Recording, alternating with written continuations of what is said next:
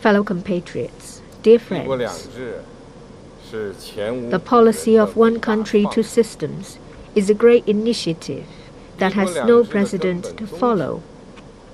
The underlying goal of the policy of one country, two systems is to uphold China's sovereignty, security, and development interests, and to maintain long-term prosperity and stability in Hong Kong and Macau.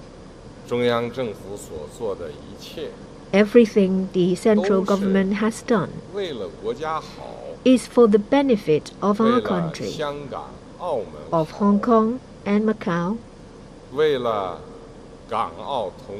and of our fellow compatriots in Hong Kong and Macau. At the meeting celebrating the 20th anniversary of Hong Kong's return to the motherland, I stressed the 2 points that the central authorities would stick to regarding implementation of the policy of one country, two systems. First, the policy should be implemented unswervingly without deviating or wavering. Second, the policy should be applied fully and faithfully without being bent or distorted. Today, I wish to highlight once more that the policy of one country, two systems, having been tested and proved time and again, meets the fundamental interests of the country and the Chinese nation, and those of Hong Kong and Macau. It enjoys the full support of the more than 1.4 billion people of the motherland. It has the unanimous endorsement of Hong Kong and Macau residents, and it is widely recognized by the international community. There is no reason to change such a good system, and it must be adhered to over the long run.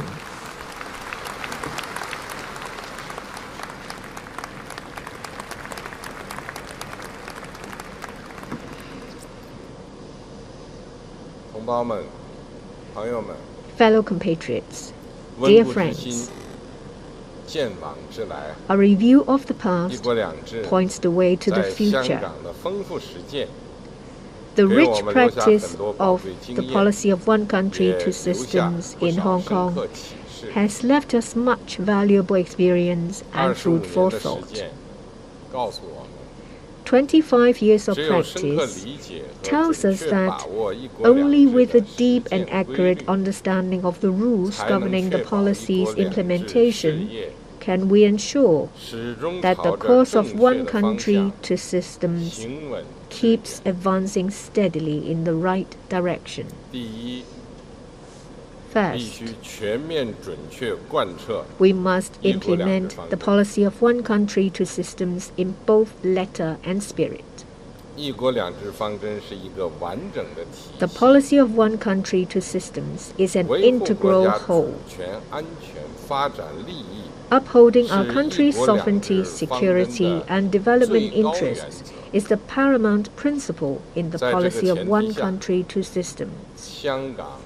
On the basis of this prerequisite, Hong Kong and Macau maintain their previous capitalist system over the long run and enjoy a high degree of autonomy.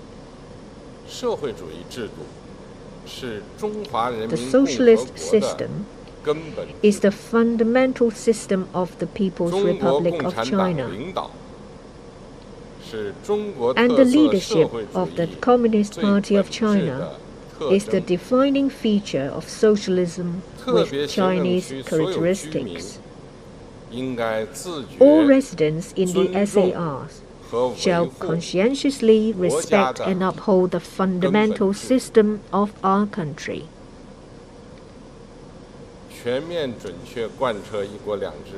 full and faithful implementation of the policy of one country, two systems will create immense development opportunities for Hong Kong and Macau. The more firmly the principle of one country is adhered to, the greater advantage the two systems will demonstrate in practice. Second, we must ensure the integration of overall jurisdiction of the central authorities and a high degree of autonomy in the SAR. With its return to the motherland, Hong Kong has been reincorporated into our country's governance system, and the constitutional order of the SAR has been established under the fundamental guidance of the policy of one country, two systems. The central government's overall jurisdiction over the SAR provides the source of the SAR's high degree of autonomy. At the same time, the central authorities fully respect and firmly hold a high degree of autonomy enjoyed by the SAR as enshrined in law. Enforcing the central authorities' overall jurisdiction and upholding the SAR's high degree of autonomy are integral aspects of the same policy. And only by ensuring both can we run the SAR truly well. The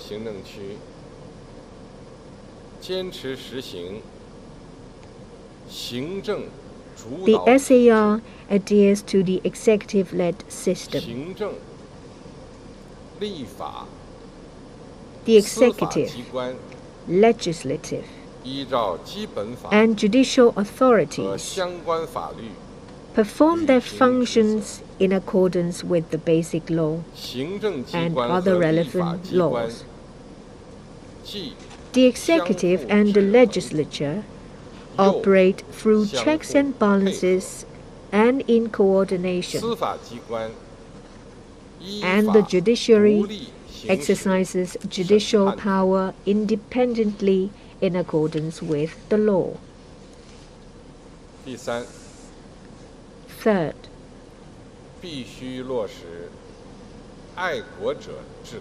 we must implement the principle of patriots administering Hong Kong. Keeping political power in the hands of patriots is a political rule commonly practiced in the world.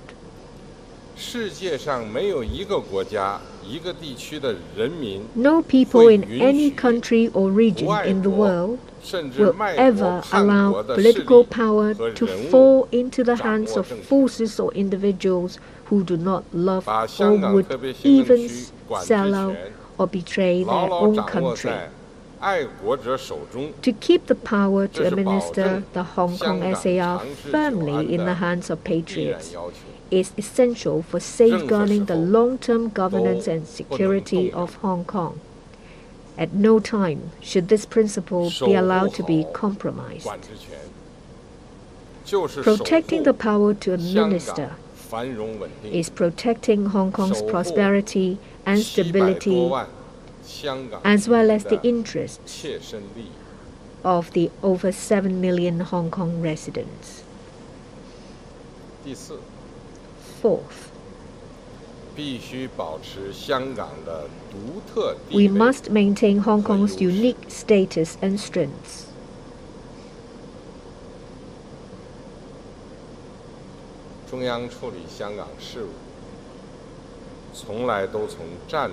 The central authorities have always handled Hong Kong affairs from a strategic and overarching perspective,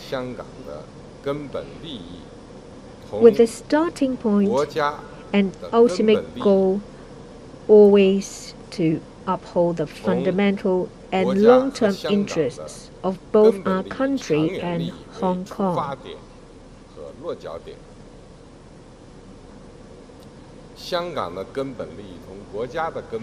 Hong Kong's fundamental interests are consistent with the fundamental interests of the country. The heart of the central government and the heart of our Hong Kong compatriots always beat together. Enjoying the backing of the motherland while staying connected with the world is a notable strength unique to Hong Kong, a strength cherished by both Hong Kong residents and the central authorities.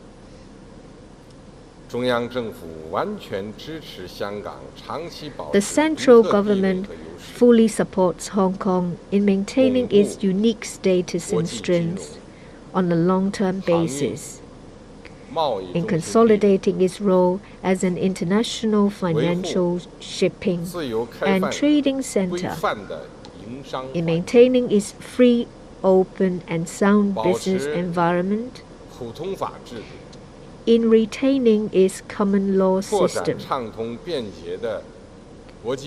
and in expanding smooth and convenient linkages with the rest of the world. The central authorities trust that in the historical course of building a modern socialist country in all respects and achieving the great rejuvenation of the Chinese nation, Hong Kong will have an even greater contribution to make.